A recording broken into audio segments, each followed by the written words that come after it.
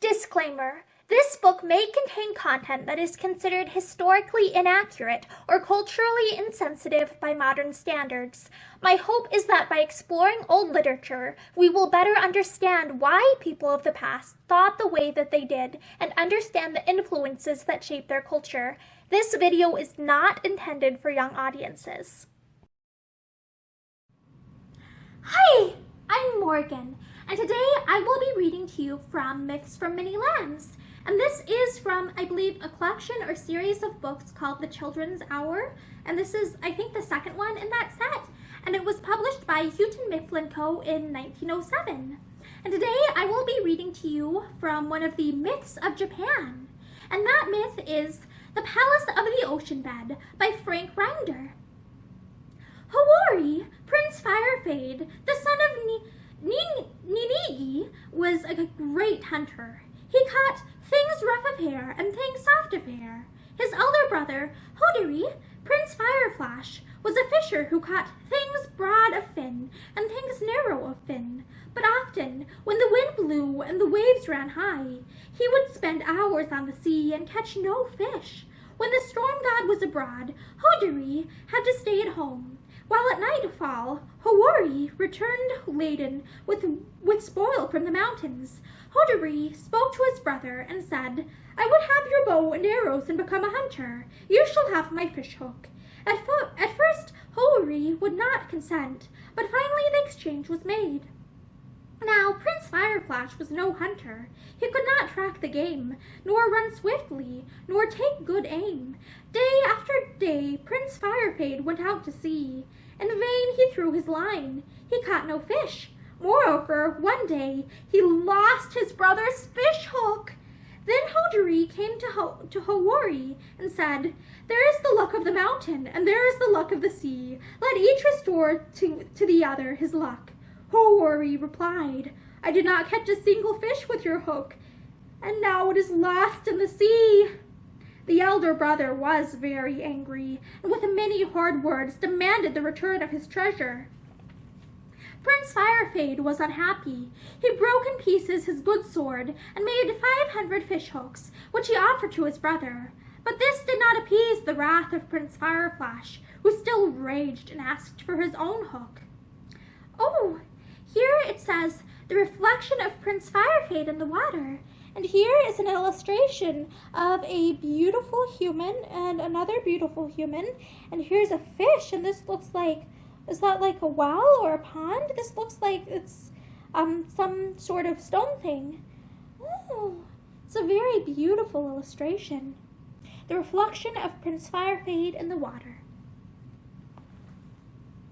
Howari could find neither comfort nor help. He sat one day by the shore and heaved a deep sigh. The old man of the sea heard the sigh and asked the cause of his sorrow.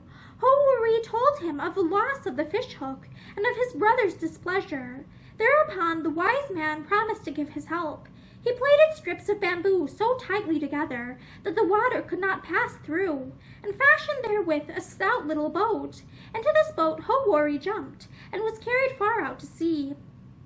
After a time, as the old man had foretold, his boat began to sink. Deeper and deeper it sank, until at last he came to a glittering palace of fishes' scales.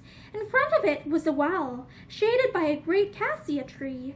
Prince Firefade sat among the wide-spreading branches. He looked down and saw a maiden approach the well. In her hand she carried a jeweled bowl. She was the lovely Toyotama, Peerless Jewel, the daughter of Watatsumi, the Sea King. Howari was spellbound by her strange wave-like beauty, her long flowing hair, her soft, deep blue eyes. The maiden stooped to fill her bowl. Suddenly, she saw the reflection of Prince Firefade in the water. She dropped the precious bowl, and it fell in 1,000 pieces. Toyotama hastened to her father and exclaimed, "A man with the grace and beauty of a god sits in the branches of the cassia tree. I have seen his picture in the waters of the well."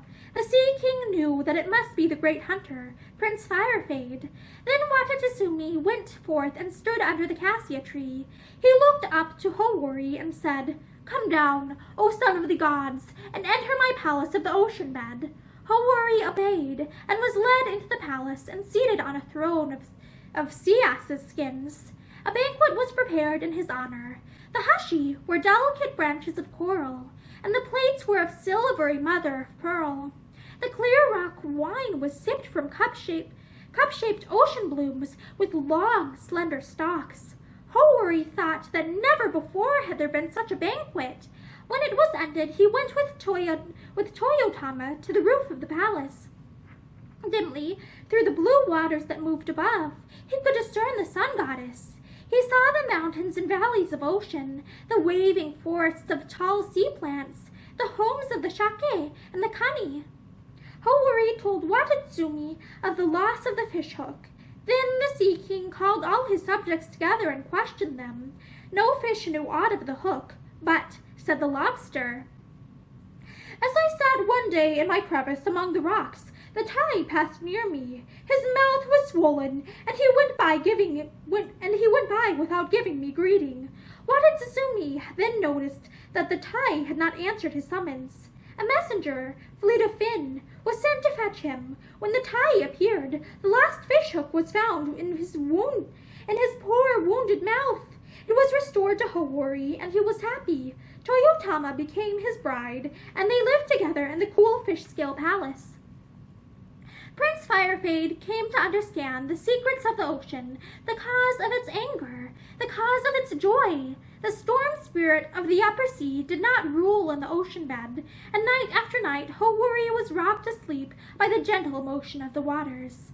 Many tides had ebbed and flowed when, in the quiet of the night, Houari heaved a deep sigh.